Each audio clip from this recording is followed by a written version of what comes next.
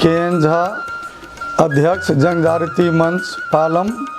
अहाँ सबसँ आदरपूर्वक निवेदन करै छी जे 15 दिसंबर के दादा देव मंदिर मेला ग्राउंड में विद्यापति पर्व समारोह भऽ रहल है, जाहिमे मिथिला लोक कला प्रदर्शनी, संविधा पत्रिका के विमोचन और लोक नृत्य एवं सांस्कृतिक कार्यक्रम होयत।